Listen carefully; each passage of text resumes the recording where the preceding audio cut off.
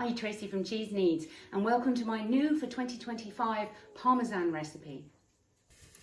A quick point before we start: if your pot has rivets like this, don't let the milk go up over the level of the rivets, because as you heat and cool that pot, those rivets will expand and contract and you can get contamination in there. Now I should point out, this is not Parmigiano Reggiano AOP. This is kind of like a karaoke version of it. It's Parmesan. It's a generic cheese product which is similar to, but not identical to, the original. Everybody knows Parmigiano Reggiano AOP is the king. So this is a karaoke version thereof, not to be taken too seriously. So we're going to start by raising the milk temperature to 33°C, which is 91°F. You could do that in a double boiler using a sous vide. I know my equipment very well because I teach using this equipment, so I can keep an eye on the temperature. So while that's coming up to temperature, a quick word about sanitation. Everything has to be clean when you're making cheese. I'm using Star San here, which I've diluted as per the instructions on the bottle. It actually says on their website that this should be diluted and used within an hour. So this drops the pH quite dramatically. It still does take a few seconds to work. So they haven't given a guideline, but I tend to leave it 30 seconds to a minute after I've sprayed something, and then I consider it to be sanitized. Anything that I have sanitized, I then put on a piece of paper towel, so I know anything in this area I have sanitized, it is clean. If you're doing your tiny spoons, put them face down on a piece of paper towel so that they can empty. If you put them face up, then they're not going to dry properly, and when you put this in powder, you're going to end up getting too much, and you're going to end up contaminating your powder, so you don't want to do that. So put these face down, stirring occasionally. So when we add anything to a cheese, the liquids, when we're adding calcium chloride and we're adding the rennet, we're going to do that with non-chlorinated water. I'm on tanks, so we have city water shipped up, and it does have chlorine in it. So I could boil that water, or I could just use a bottle of water. It's highly regulated here in Canada. I'm not concerned that it will be contaminated. So people often ask me, why are there so many different recipes for X cheese? This is basically because we've all found slightly different tweaks that make the process easier for us. Most of us that are writing recipes anyway are using pH meters to check the acidification curve hits the right targets, and that does make you a better cheesemaker. If you're just a home cheesemaker starting out, then absolutely you can follow a recipe, but my advice is always pick one recipe. Don't look at 3 different recipes and take a bit from this and a bit from this and a bit from this, because you'll end up with some kind of a Franken cheese. The author of that recipe has followed a direction to a goal. There are other ways to get to that goal, but if you go in different directions, you'll get lost. So pick one recipe and stick to it. So I've started with 8 litres or around about 2 gallons of 2% cow's milk. We're going to add half a teaspoon of rennet. We're going to add half a teaspoon of calcium chloride 30% solution, and we're going to use the culture TAC. This is from Codexing. The guidelines for using this culture have recently changed, so the correct dosage for 1 to 2 gallons is 1/4 teaspoon. Now that doesn't mean if you're making a 1 gallon cheese you can use 1/8 teaspoon. You should always use at a minimum 1/4 teaspoon for 1 to 2 gallons of milk. If you're making a 3 to 5 gallon, then it's half a teaspoon. If you're making 6 to 8 gallon, then it's 3/4 teaspoon.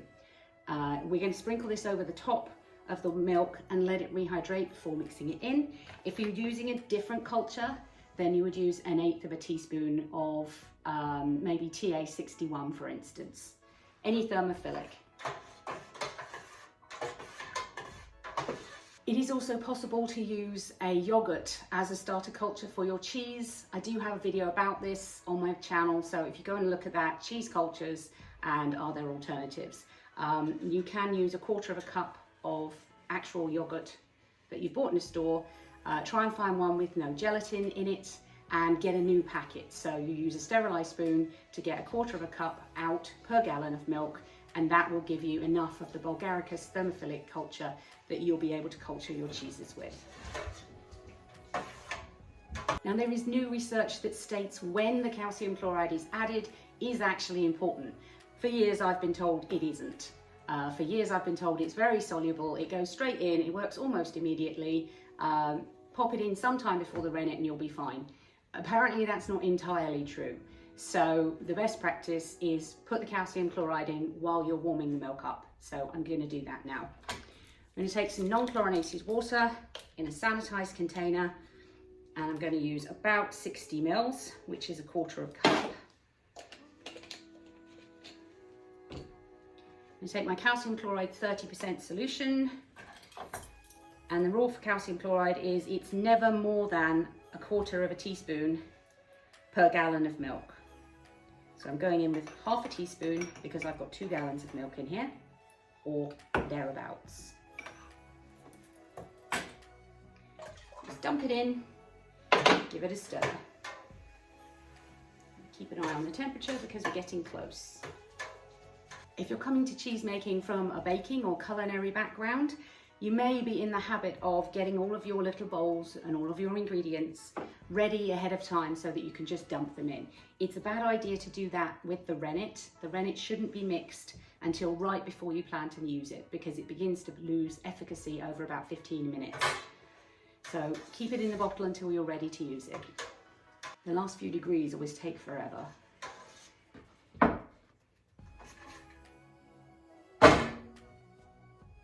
I'm just taking that off the stove and putting it onto a skillet so it doesn't continue to heat, because the heating element will take a while to cool down now that I've turned it off. So the next thing we're going to do is go in with a quarter of a teaspoon of freeze-dried thermophilic culture. This one is tacked by codexing, so we're using a quarter of a teaspoon. If you're using TA61 or any other thermophilic that isn't made by codexing, then you would only need 1/8 of a teaspoon.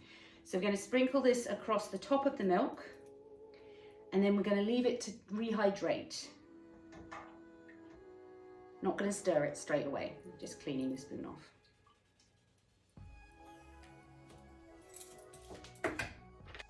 This particular culture has red flecks in it. So we've left that to sit for 5 minutes. We're just going to give it a quick stir.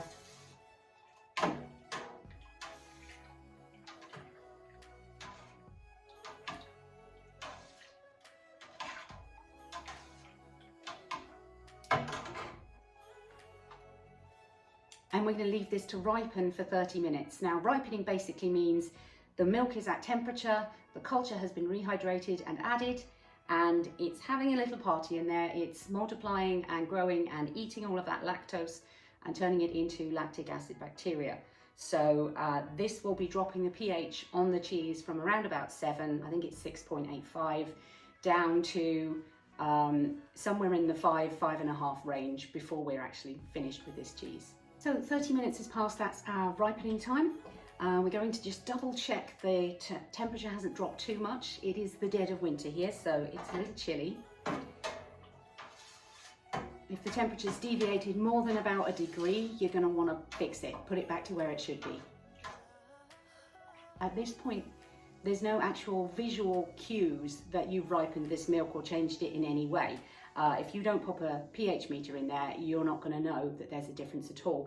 You might see some bubbles around the edge, you might see some thickening just a tiny bit around the edge where the milk has set up against the side there. Okay, my temperature is still at 91 degrees, so that's perfect. That's where I want it to be for my renneting stage. So again, I'm going to take a sanitized bowl. I'm going to add 60 mils or a quarter cup of non-chlorinated water, and then half a teaspoon of single strength rennet. Now, single strength is defined as anywhere between 200 and 300 IMCU. This has nothing to do with the Marvel Cinematic Universe. It's International Milk Clotting Units. And if your rennet is not between 200 and 300, you're going to have to do some conversion.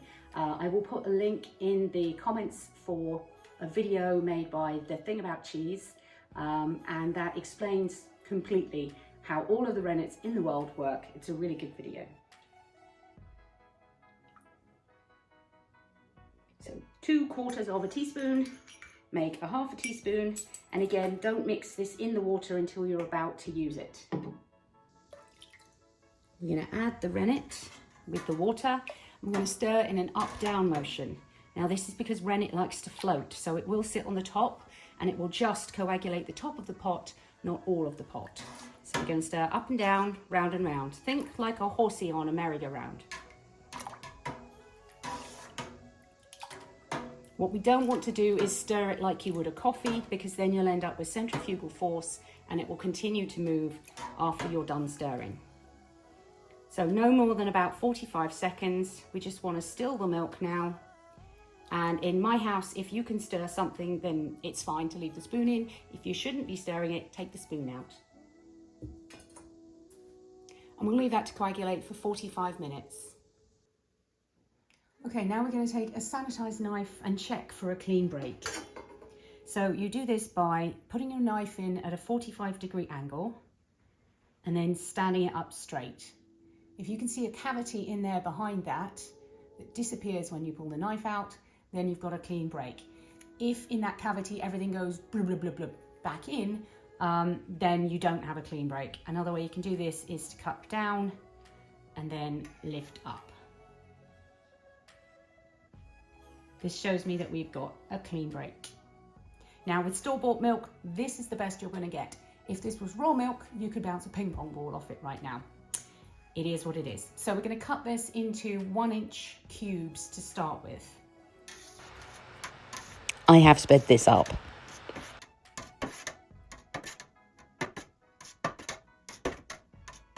Don't worry if you can't see your lines once you've cut them.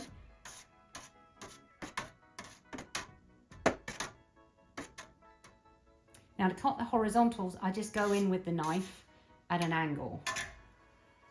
It's not perfect, but it works.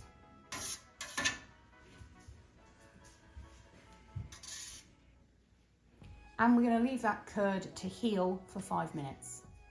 After 5 minutes healing, we're going to further break the curd up with a balloon whisk. Now, you're going to want to make close attention to this part of your whisk.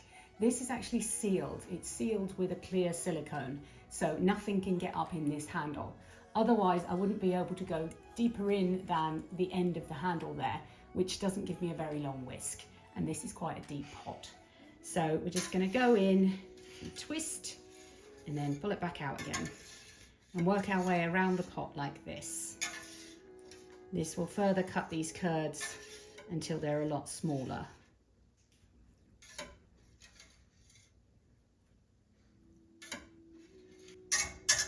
And then we'll leave that to heal again. So now we need to cook the curd.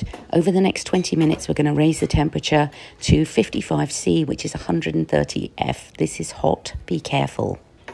Now you will need to stir this almost continuously just to make sure it doesn't clump together, because at that temperature it will want to form a cheese. Now once you're at temperature, you'll notice those curds have contracted quite a lot. They're tinier. And they should be around about the size of a plump grain of rice. This is now ready to go into the press. pH marker at this point is about 6.1. Now we're going to slowly drain the curd and the whey through a cheesecloth that's been sterilised in a colander over a bucket, essentially. You're not going to pick this up and pour, because those curds will smash when they hit that hard metal colander. So we're just going to slowly ladle them in, and take your time over this. It takes a little while. We're then going to drain this cheese for about 15 minutes. Now, I've found it takes about 15 minutes for the whey to stop running and start dripping. That's when you want to move forward. If it's still running, it's too wet. You don't want to put that in a mould. It will just give you problems moving forward. So wait until you've got to a dripping stage, which will be in about 15 minutes. Now, I always tell my students this is an ideal time to wash your pot and your utensils before that stuff sticks on there like concrete, because trust me, it will.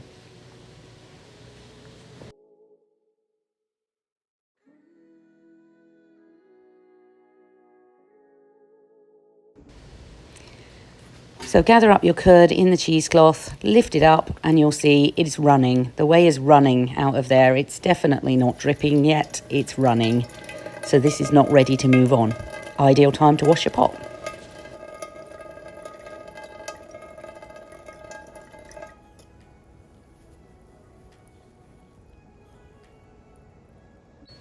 It's been about 15 minutes. I've gone off and washed my pot. I've sanitized my mold. I've sprayed everything with Star San. I've got my press ready. You can see it's still running. We're not ready to move on yet. If you put that into a mold, you're going to give yourself a world of problems with trapped whey. Now, 5 minutes later, we're at the dripping stage. So this is perfect. You can move on. Plop it into your mold, open the cheesecloth out. Try and get as many of those wrinkles out as you can, because if you leave them in there, then you'll end up with a crinkly bottom.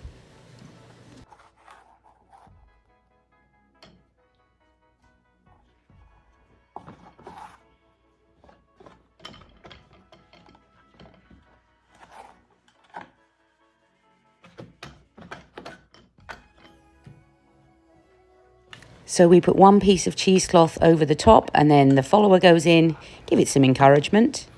We're then going to gather up the remainder of the cheesecloth, and I like to just kind of twist it and slot it around the edge of the follower neck.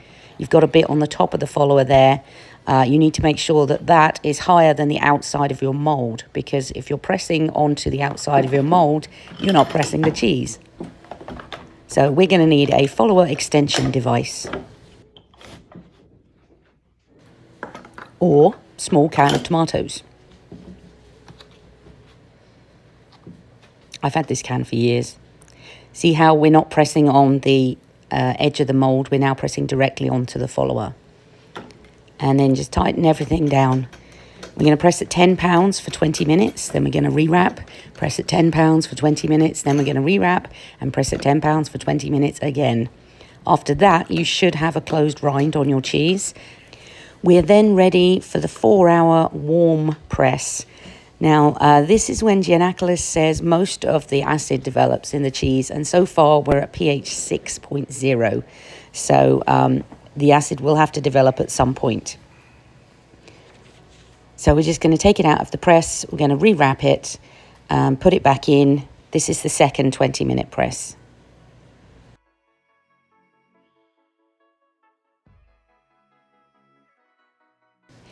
And obviously you need to drain that.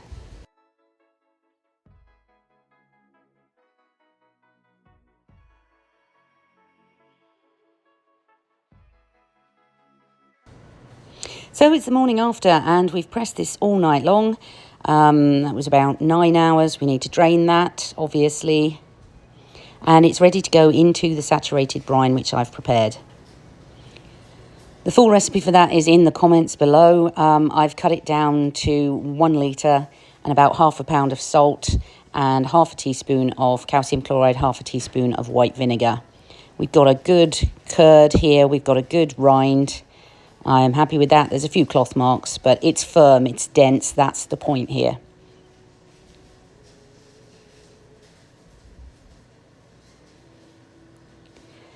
So you can see this is saturated because some of that salt will not dissolve. That's the point. If some of the salt won't dissolve, then you know you've saturated it. It can't take any more salt. So get it in there, give it a good old squidge, and then try and get as much of the air out of that as you can.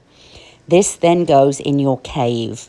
I repeat myself, this then goes in your cave. You would brine at cave temperatures, not room temperature, not fridge temperature. This needs 4 hours in a saturated brine per pound of cheese. This one is just a hair over 2 pounds, so it's going in for 8 hours in a saturated brine at 50 to 55 F.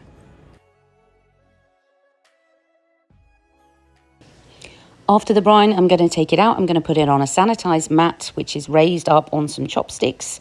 I'm going to put an inverted bowl over the top of it, and then the whole thing goes into my cave to dry. It will be flipped twice a day for the next 5 to 7 days while we develop a rind and maintain humidity at around 90%, temperature 50 to 55 F.